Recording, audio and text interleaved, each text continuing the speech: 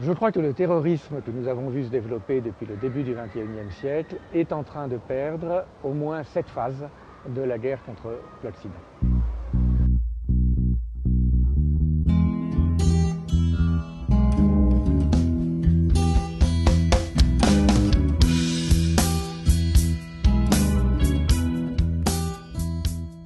Je remercie Michael de me donner l'occasion de parler de mon dernier article. Je suis membre du comité de rédaction de la revue Commentaires et je voudrais vous parler des évolutions récentes en matière de terrorisme et en matière de lutte contre les États vecteurs de terrorisme.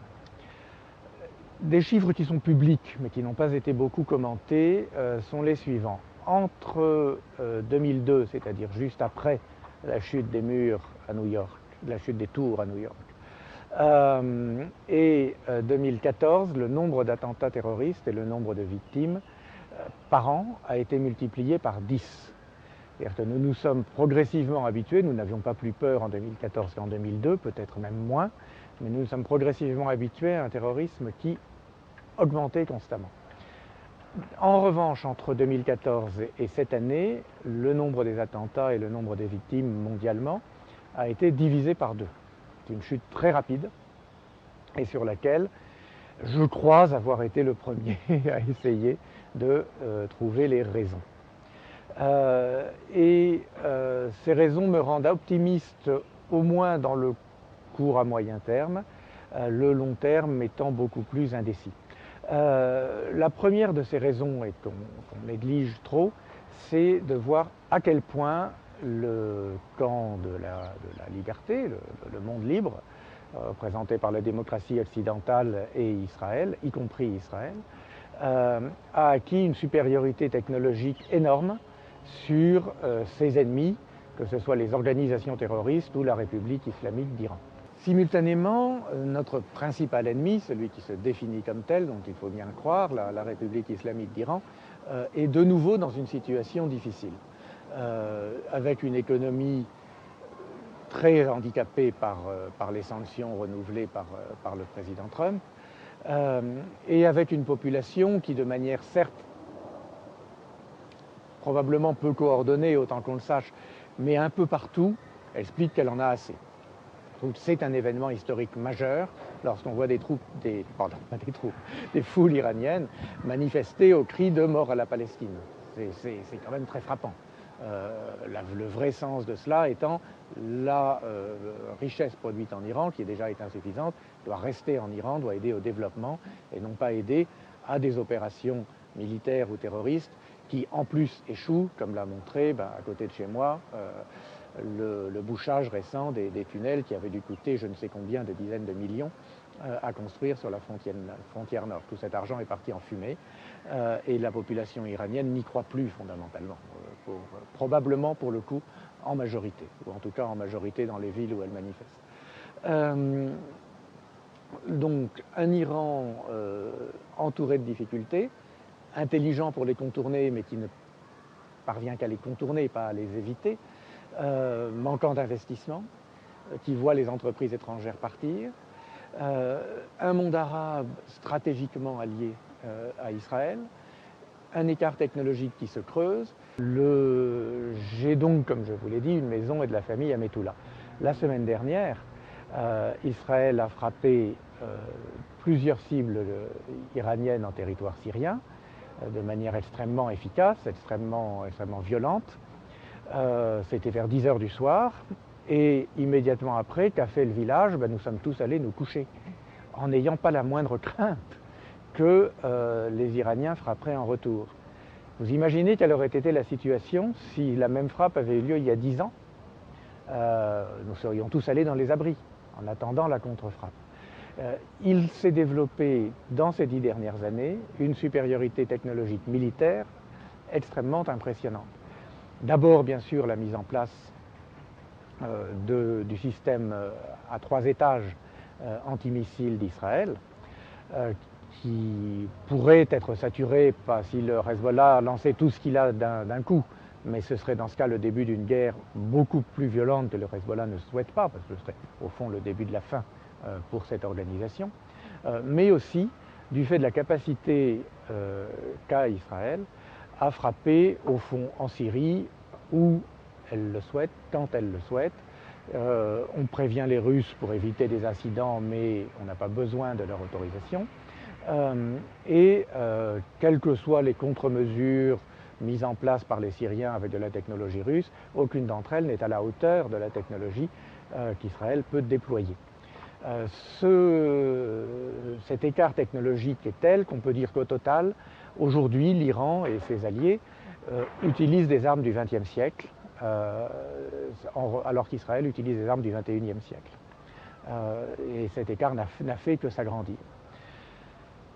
Il a été rendu possible non seulement par les cerveaux israéliens qui déploient des armes de plus en plus précises, de plus en plus aptes à faire obstacle aux contre-mesures et pouvant être coordonnées de plus en plus loin, mais aussi parce que ce développement a bénéficié de financement. Et de ce point de vue, je ne connais pas les détails, mais je ne crois pas qu'il soit accidentel que ces développements se soient faits pendant que s'affirmait graduellement, progressivement, l'alliance stratégique entre Israël et l'Arabie saoudite. L'argent ne vient pas uniquement des États-Unis, je n'ai pas les détails, mais pour qu'on ait pu développer autant de choses aussi vite, il faut derrière cela un sérieux financement. Cette supériorité technologique s'applique aussi aux outils de renseignement. Fondamentalement, nous avons bien compris lors des frappes récentes que Israël sait tout ce qui se passe en Syrie en temps réel, c'est dans quel hangar se trouvent quelles armes, c'est quel avion en provenance d'Iran et passé par l'Irak quelquefois contient quel chargement, nos ennemis n'ont pas la même qualité de renseignement contre nous de l'autre côté. Cette situation a permis d'éviter plus d'attaques qu'avant. Cette situation a permis d'arrêter, avant qu'elle ne se produise, un certain nombre d'attaques. C'est vrai pour le terrorisme international dirigé par l'Iran. C'est vrai aussi à plus petite échelle, de manière plus artisanale, du terrorisme palestinien, où nous savons que le suivi sur les réseaux sociaux des jeunes Palestiniens permet de distinguer, avant même qu'ils ne passent à l'acte, et quelquefois avant même qu'ils ne sachent qu'ils vont passer à l'acte, les profils à risque, et d'aller dire quelques mots à leurs parents ou aux anciens du village pour éviter que les choses ne se détériorent. L'intifada des couteaux, comme on l'avait appelé, qui s'était développée il y a quelques années, est retombée grâce à ces technologies-là, qui n'étaient pas disponibles, pas accessibles, encore une fois, à l'époque de la deuxième intifada, dont je suis assez vieux pour me souvenir de manière assez précise. Cette situation a été possible, comme je l'ai dit, par une alliance stratégique avec l'Arabie, qui va en fait beaucoup plus loin. C'est une alliance stratégique avec la plus grande partie du monde sunnite.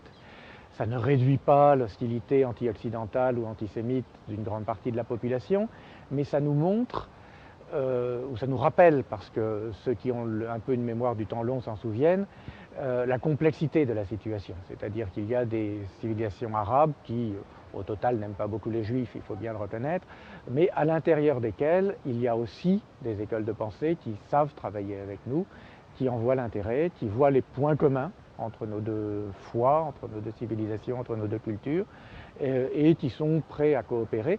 Et cette école-là, je ne sais pas si elle est majoritaire ou minoritaire dans la population, ça n'est pas très grave, ce ne sont pas des démocraties. L'important, c'est qu'elle est au pouvoir parmi les principaux pays arabes aujourd'hui, que ce soit l'Égypte, l'Arabie saoudite, les Émirats. Alors pas encore tous, évidemment, mais cela crée une situation stratégique extrêmement différente de celle à laquelle nous avions pris l'habitude. Dont nous avions pris l'habitude. Je ne dis pas que le choc des civilisations est fini. D'abord, il a un aspect éternel, c'est-à-dire que la civilisation musulmane, depuis le début, se mesure et se définit, au moins en partie, par une hostilité envers les civilisations juives et chrétiennes. C'est écrit en toutes lettres. Mais tout ne se résume pas au choc des civilisations, pour le coup. La volonté des populations de mener une vie normale est quelque chose qui existe. Qui a de plus en plus de poids dans la péninsule arabique. L'intelligence humaine qui consiste à comprendre que d'autres ont trouvé des choses qui peuvent être intéressantes existe dans la péninsule arabique et ailleurs. Et je ne sais pas ce que l'avenir réserve. Je crois qu'il y aura toujours un combiné des deux, c'est-à-dire d'une capacité de dialogue et d'une volonté de confrontation. Quelle sera l'évolution du poids relatif entre les deux? À mon avis, à court terme, elle ira plutôt dans le bon sens, sauf peut-être en Europe. Mais on voit très bien que les élites saoudiennes, les élites émiraties en ont un peu assez d'être considérées comme des sauvages alors qu'elles ne le sont pas et qu'elles connaissent bien l'Occident et qu'elles voient aussi ce que l'Occident peut apporter en même temps que ce qu'elles rejettent. À plus long terme, le long terme dépend toujours de l'évolution de la population. Dans des pays non démocratiques, il est très difficile de savoir ce que veut la population, donc je ne peux pas me prononcer à plus long terme. Mais il y a aussi des choses qui vont dans le bon sens, et c'est là-dessus que je voulais insister. Tout ça fait qu'il y a de bonnes raisons d'être optimiste dans les prochaines années sur l'évolution du Moyen-Orient, qui n'est pas l'endroit où je vis, mais qui est l'endroit où je passe le plus clair de mon temps en dehors de France. Quand je suis en dehors de France, c'est l'endroit où j'ai de la famille, donc qui est particulièrement cher à mon cœur. Je pense que le Moyen-Orient va aller mieux. Qu'il y aura toujours de la violence, mais à un niveau suffisamment bas pour ne pas menacer stratégiquement le développement. Je crois qu'il va aller mieux aussi dans le monde arabe, et ça c'est très important. Qu'une plus grande partie, qu'il n'y ait pas qu'Israël et puis quelques poches, que dans une plus grande partie du monde arabe, il soit plus facile de fonder une famille, de se développer, d'avoir un métier intéressant. Et on va dans ce sens-là. Est-ce que ça veut dire que je suis optimiste à plus long terme? Je ne sais pas. Je ne tire pas nécessairement les conséquences. En Europe, l'islam européen devient plutôt plus hostile aux valeurs occidentales, plutôt que moins. Donc il va plutôt dans le sens inverse. Alors il n'est pas organisé militairement, il n'a pas de quoi prendre le pouvoir ni même s'en approcher. Mais il pose plutôt plus de problèmes qu'avant. Est-ce que l'évolution du Moyen-Orient vers une situation plus paisible va l'influencer dans le bon sens, de même qu'il y a 20 ans, une Arabie saoudite agressive influençait l'islam européen dans le mauvais sens, ou est-ce qu'il y aura une séparation entre les deux islams, l'un devenant plus modéré, l'autre le devenant moins? Je n'en sais rien. C'est vraiment trop tôt pour le dire. Donc mon optimisme rationnel est limité à un temps limité, à un horizon d'une décennie ou deux. À plus long terme, je ne sais pas, je crois que personne ne peut savoir, mais je crois aussi que personne ne peut affirmer sans hésiter que les choses vont continuer à se détériorer. On pouvait croire pendant longtemps que le Moyen-Orient ne pouvait que se détériorer, on voit le contraire aujourd'hui, et je pense que cette possibilité doit être gardée à l'esprit, y compris pour le reste du monde. Je vous remercie.